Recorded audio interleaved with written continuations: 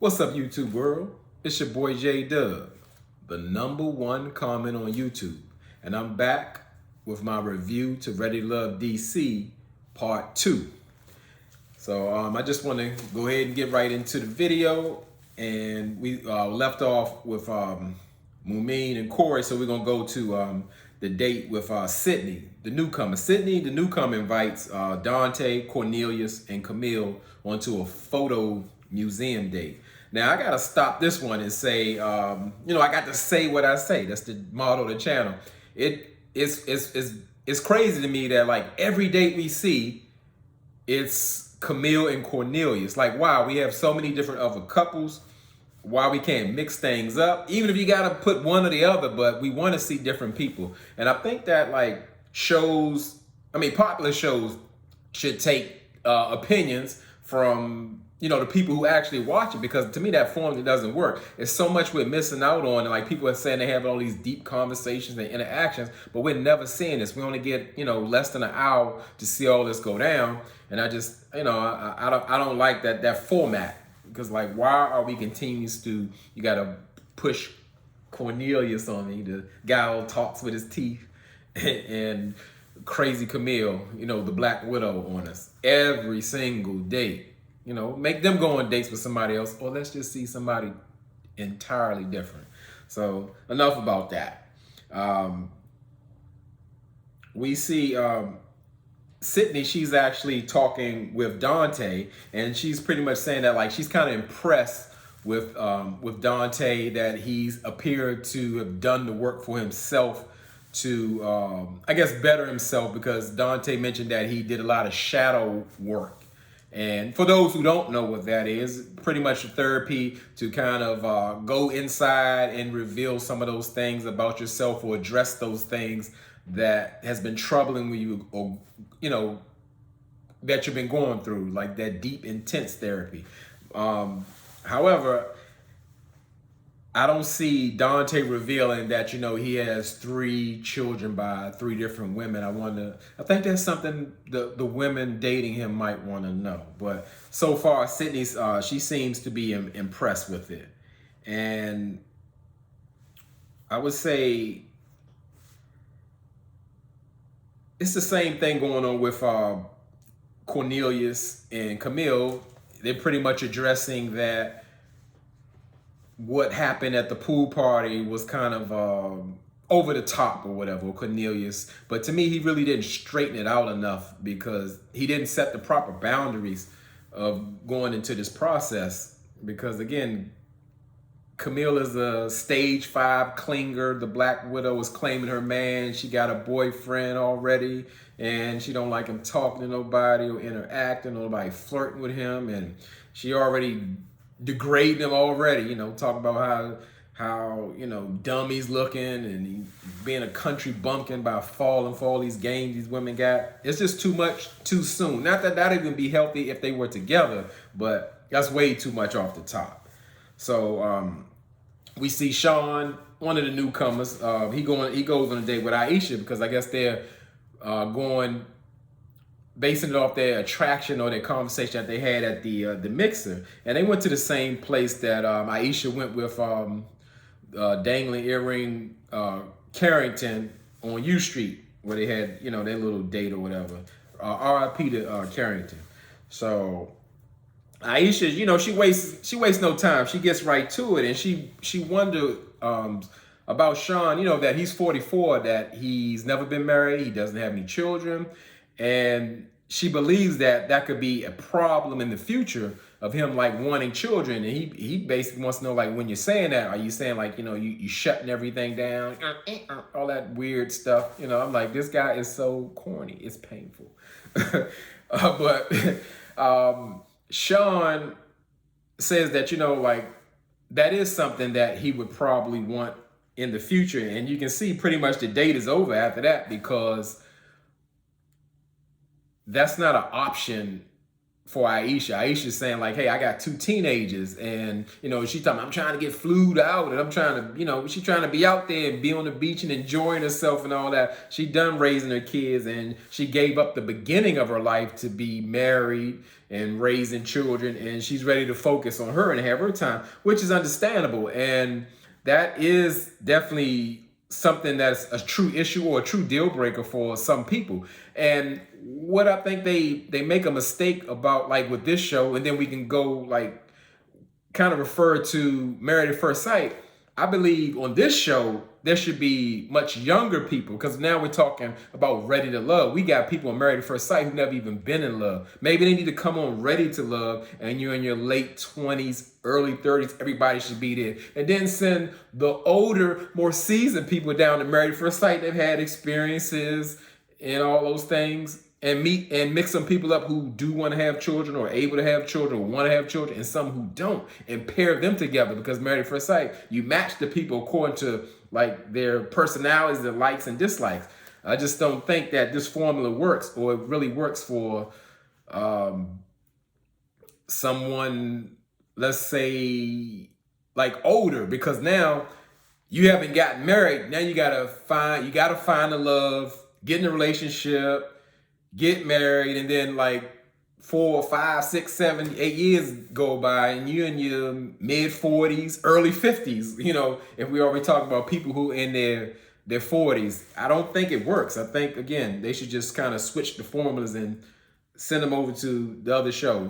I know I'm not gonna get credit when Married at First Sight and Ready to Love do that deal, but I just wanted to put it out there. That's what I believe. And yeah, like I said, their date is over because, again, Shawn at 44 wants to begin a new life, pretty much, or have the option to start a new life with having children, because he's never experienced that before. So we're at the ladies' lounge, and they're deliberating with nephew Tommy's, and all the ladies are like really looking nice, well put together, and I could appreciate that. And to me, Tommy made a funny joke finally, because I don't think nephew Tommy's that funny. That's just my personal opinion. And he was saying like, hey, I was at the pool party and I'm looking at all this skin. I was like, hey, I got to take my butt home, looking at all this skin. I thought that was funny. Shout out to nephew Tommy with a little funny joke. So they're trying to get into like who the lady's feeling. Shiloh says that she's feeling Phil and Tyrone, and Sydney says she's feeling Dante and Frank. Pretty much Frank, because she already knew him. And Tasia she's just saying pretty much Phil. And I can't believe that short interaction or conversation. Again, we might not see everything, but that was the first time like Phil even approached Tasia, and that got him saved, or now being on the chopping block, because Phil, he doesn't have a connection really with anyone else. Maybe Aisha, but we haven't seen much that came from it. So Courtney saying her 2 guys, of course, are Corey and Cornelius, because like now Corey is at the front runner because he's doing all these romantic things that she can appreciate. At first, she wasn't feeling a guy like Corey, but I guess his antics work. She's 30 years old. Corey's 40. He's running that game on her. And Courtney felt like she wanted to share, her love notes, and let it be known that Corey's crushing on her, and that he's stating that she's the number one. And Mumin had to jump in and was like, guess what? He's saying the same things to me. So like Corey is pretty much exposed, and like he's just running game, and he wants to introduce everybody to his parents or his 2 ladies or whatever, how he says it. And so they go to the people who they're not feeling. A lot of the ladies aren't really feeling the new guy, Shawn. And I can see why. He's like a cornball. Him and Corey come up in the same school. It's just a little different. And so Sabrina says she's not really feeling Tyrone. She should have said, I'm not feeling Tyrone anymore. Pretty much because he's focusing on Shiloh. Like, he flat out said like, hey, he hit her with like the carry move. I'm not into you. I'm focusing on Shiloh, and that's it. He don't even care if it works or not.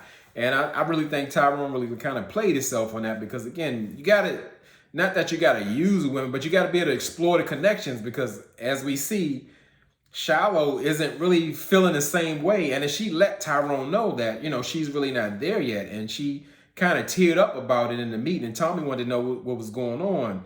And it seemed like it was more so that she was feeling bad that she wasn't really reciprocating those same feelings, because Tyrone is already there, and she had to allow herself to kind of trust the process and get there on her own. And it's like pressure. Because Tyrone ain't ready to love. He ready to get married right now. Shiloh is his wife. He locking in. So that's just not a good look at all. So we go to the elimination point of it, and we see Tyrone and Shiloh. They meet up on what Tyrone believes is their first date. Now, you haven't been on one date with this woman, and this woman is your wife to you. This is it. This is all like. I know they've been talking on the phone, but like, how deep could things have gotten? They haven't even sat down and had a face-to-face interaction for some hours and really get to know each other. And pretty much in a nutshell, Shiloh tells Tyrone like he's not ready to love, and she just didn't feel that the same way that he does. And she reminded Tyrone like, hey, didn't I tell you like this process wasn't just about me? Like she'd already like kind of gave him a warning. Like she wants him to mix and mingle because she wasn't ready to lock in with him. Tyrone, she didn't decide that Tyrone was her guy. And you can kind of tell Tyrone's demeanor changed. He was more like questioning like what type of person Shiloh was. Like, she wasn't who I thought she was. Like she really did something wrong. Like, dude, you known her for maybe 3 weeks. You never been on a date with her. You already talking marriage to her. That would get scary for anyone. Even women who want to be married.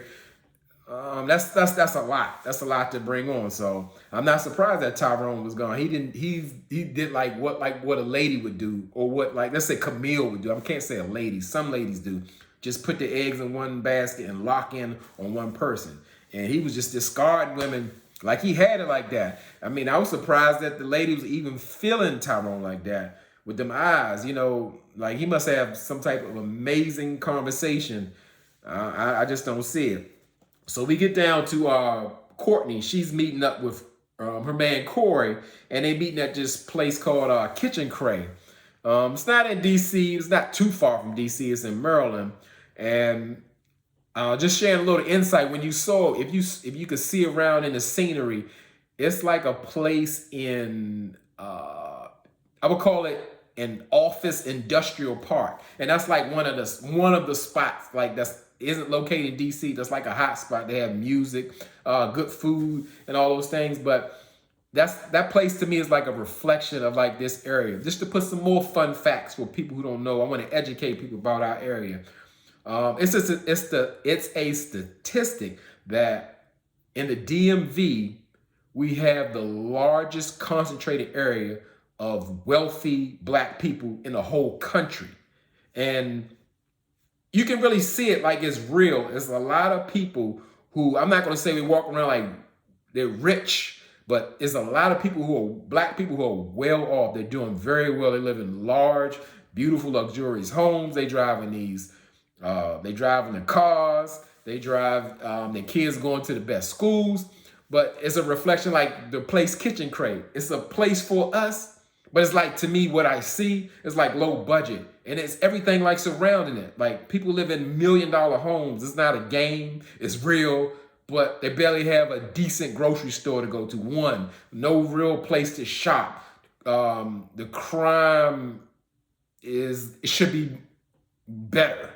And it's really surprising. It's like all this money that's generated, and we have the less of the services. I mean, and it's a real thing. I mean, just to go around, just go everywhere. Like, what's the show? Real Housewives of Potomac, again, because that's a show based in the DMV, like where Candace lives. She lives in a gated community, but it's pretty much a hole. It ain't nothing around it. It ain't no. It's like not a place you want to be.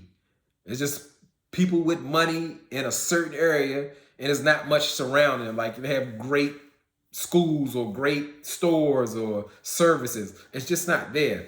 And it just surprised me that we can generate that much money and don't demand more for our money in the area. It's like really a sad thing because, again, it's not a myth. People are walking around they're doing well. That's what I'm going to say. And it's a lot of black people around here doing very well. So let me get back into it. I just wanted to share like more of a tidbit in that. Let's get to the Courtney and Corey thing. So you can see on Courtney's face, like she got an attitude. She's bothered. She got something riled up in her spirit. She's upset. So when Corey sits down, she was like, hey, so what have you been doing today?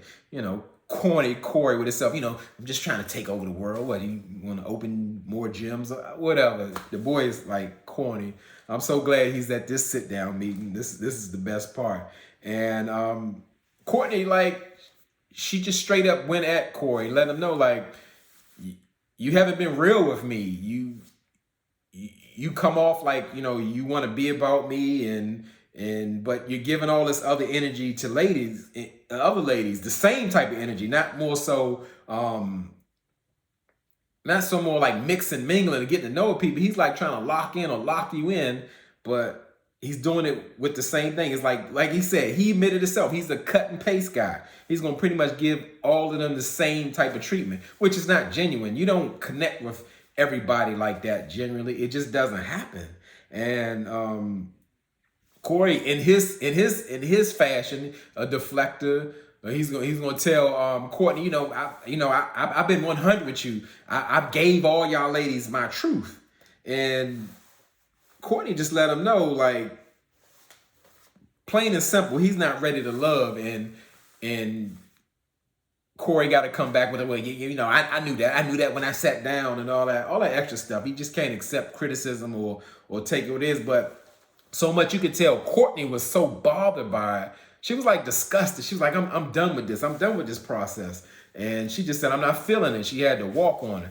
And I'm so glad because I saw Tyrone get eliminated. I'm like, it is no way they're going to let Corey stay on this show. This show is so fake or whatever, but they eliminated 2 guys. And that's what I'd be speaking about. Like, how these guys, well, just Corey or anybody else, wasting their time talking about fixings on a hot dog. We got 2 people leaving in the same day. You don't have time for that if you're really trying to build.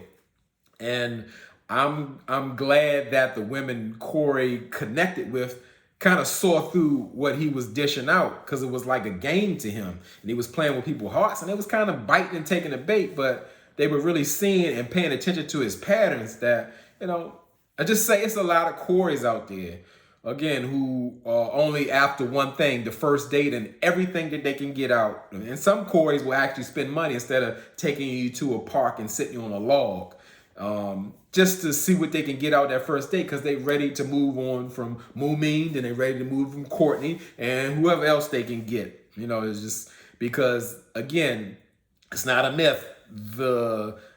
Let's say the available men in this DC area is so short, it's so small, and everyone knows it, the men and the women. So even the women have been adjusting to sharing men and just taking anything, because it's really that bad. Because if you started to eliminate those who are married, those who have someone already, those who are in jail, I mean, it's just to say, give you a small DC lesson.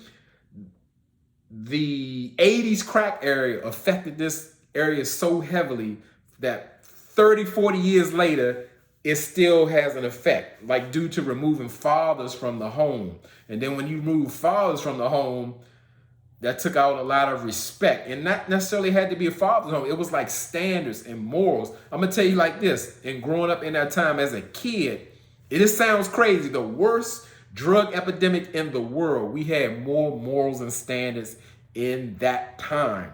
There was more accountability. There was a village type of situation. Like, even people who were in that street life doing what they do still wouldn't curse and do certain things around people. You wouldn't hear like drive-by shootings, like kids getting shot or people's houses getting shot up, because people actually have respect. They separated street life and how they came up.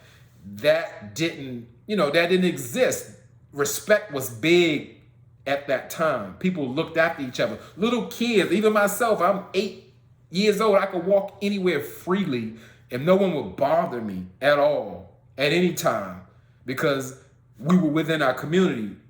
They wouldn't allow people to do stuff like that. Now it's just a free for all. And I get it how like people don't let their kids outside so much, or they have to be, you have to supervise them to do so because it's really that dangerous out here. It's a way different time. And I know I'm going way off subject, but I'm just sharing like more so a DC story and how it is. And we're still dealing with the effects of crack had on our era. All the fathers lost, all the fathers on drugs, who were murdered, who went to jail, just everything. That epidemic has like destroyed this area and it has never recovered. So now what we're looking at, what we deal with is children that raising children, like single mothers out there for whatever reasons, by choice, or they didn't have the choice.